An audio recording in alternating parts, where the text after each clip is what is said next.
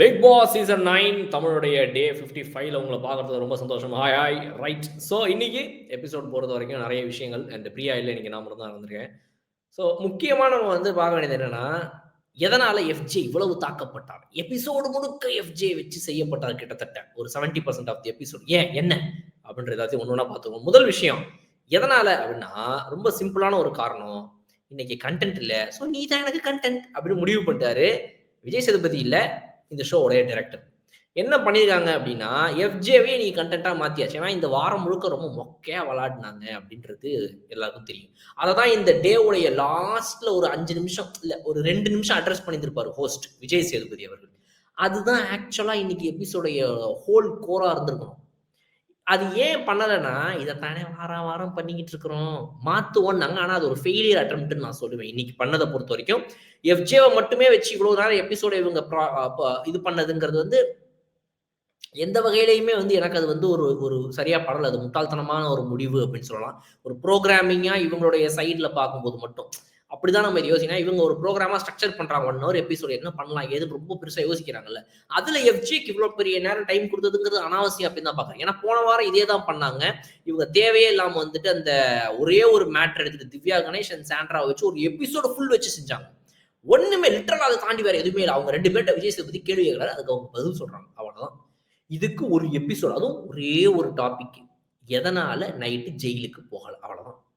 அதே மாதிரிதான் இன்னைக்கு எஃப்ஜே நீங்க ஏன் எந்த விஷயத்திலையுமே தலையிடல? அது கேப்டனாக இருந்தாலும் சரி, இல்ல ஒரு வீட்டு தலைவராக ஏன் தலையிடல? இந்த ஒரு கேள்விக்கு ஒரு எபிசோட் ஆகுங்க.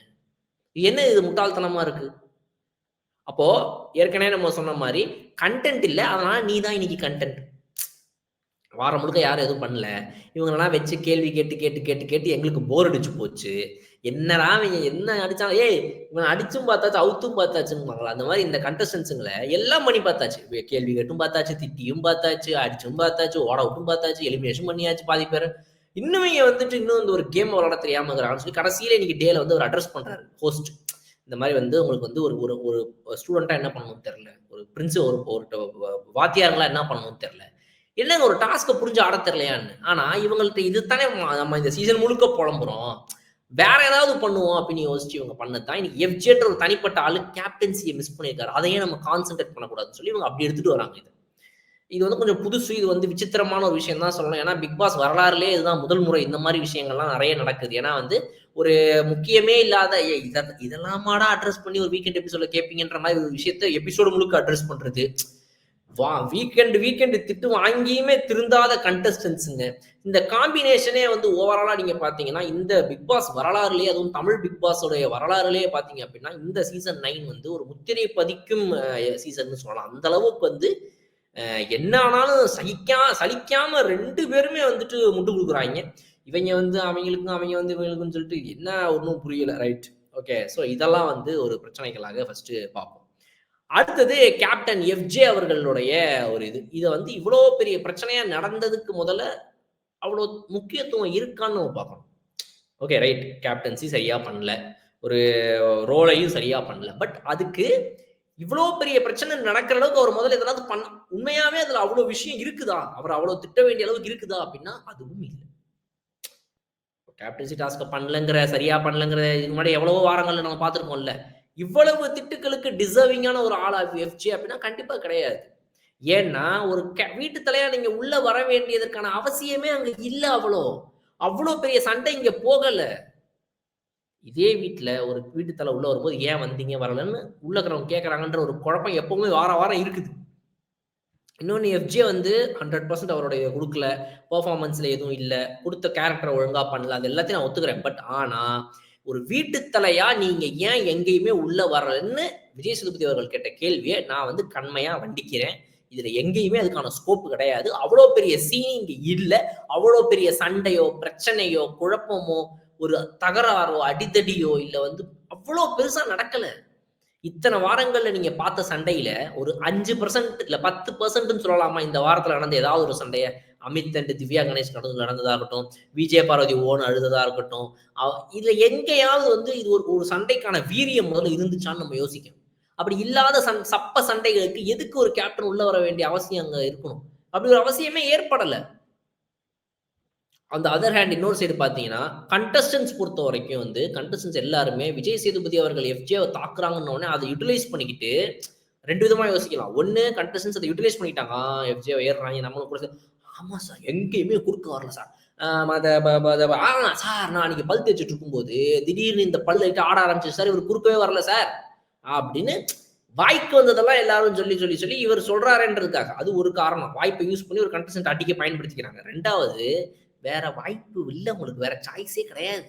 அவர் சொல்றத நீங்க ஆமா போட்டா மட்டும் தான் நீங்க உள்ளயே உட்கார முடியும். இல்லன்னா உங்கள வந்து வச்சு செஞ்சுருவாரு. அடுத்த வீக்கெண்ட் எபிசோட்லாம் ஐய்யய்யோ! இவர்ட்ட நம்ம வாயே குடுக்கக்கூடாதுடா நீங்க பயப்படுற அளவுக்கு உங்கள அவர் செஞ்சுருவாரு. அதனால இப்படி ஒரு பயத்த கிரியேட் பண்ணி வச்சிருக்காரு மிஸ்டர் விஜய் சேதுபதி அவர்கள் ஒரு ஹோஸ்ட்டா.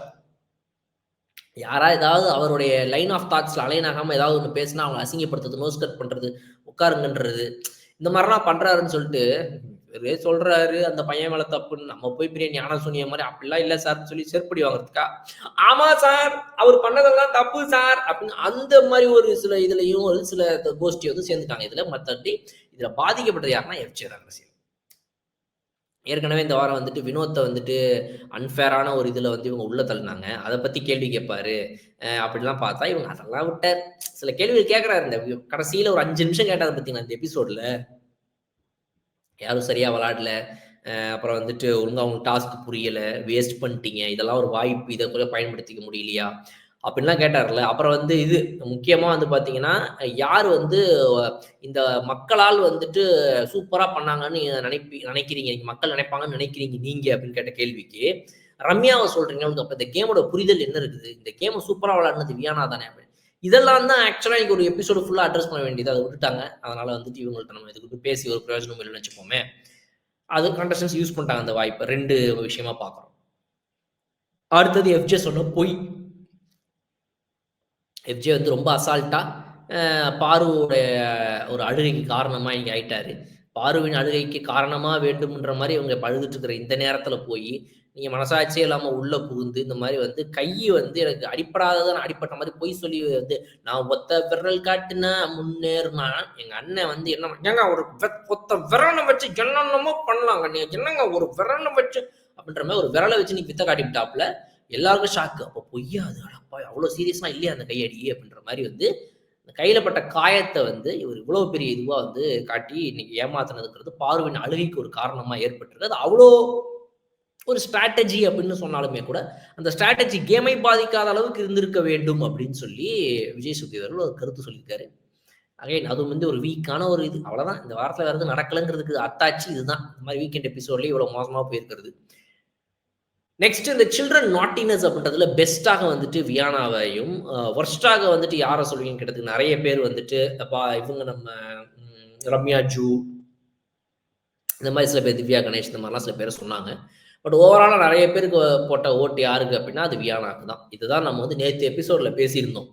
இது வந்து இவங்க பண்ண இந்த இரிட்டேஷன்றதெல்லாம் இதுதான் ஒரு ரோல். இப்படித்தான் இருக்கணும்னு நாளைக்கு வந்து சொல்றதுக்கு வாய்ப்புகள் இருக்குது. வெயிட் பண்ணி பார்ப்போம்னு நான் சொல்லியிருந்தேன் பிரியா கிட்ட. அதே மாரி தான் நடந்திருக்குது. இது வந்து வியானா பண்ணதெல்லாம் வந்து இப்படித்தான் அந்த ரோல் கரெக்ட்டா குடுக்கப்பட்டத அவங்க பண்ணியிருக்காங்க. நாட்டியா இருக்கும் ஸ்டூடண்ட்ஸ்னா சுட்டி குழந்தைகள். சுட்டியா இருந்துட்டாங்க. ஓகே. அப்படின்ற மாரி நீங்க வந்து அவங்களுக்கு பாராட்டுக்கள் வந்து சேர்ந்துருது. ஆனா எங்க ஒரு பிரச்சனை அப்டின்னா, வியானாவுடைய இந்த பாராட்டுக்கள்லாம் வந்து அவங்களுக்கு எங்க கிடைக்குதுன்னா, அவங்களுடைய இந்த ரோல பண்ணதுக்கு. ஆனா, இன்னுமே அந்த கியூட்னஸ் பிரச்சனைய அவங்க சார்ட் பண்ண மாட்டேங்கிறாங்க. இன்னுமே வந்துட்டு கியூட்னஸா ஏதோ பண்றேன்னு இன்னொன்னு முக்கியமா, வியானா ஓவர் ஆக்டிங் பண்ணிட்டு இருக்காங்க. லவ் மூட்ல இருக்கிறதாக தங்கள காட்டிக்கிட்டு. அதாவது வியானாவையும், எஃப்ஜேவையும் சேர்த்து வச்சு எங்கெங்கலாம் வந்துட்டு ஹோஸ்ட் அடிக்கிறாரோ, அங்கலாம் "என்ன பண்ற? புரியல எனக்கு. என்னம்மா உன் பிரச்சனை?" அதாவது இவங்களையும், அவங்களையும் வச்சு லவ் கன்டென்ட் ஓடுதாமா. அத ஹோஸ்ட் ரெகக்னைஸ் பண்ணி அத பத்தி பேசிட்டாராமா.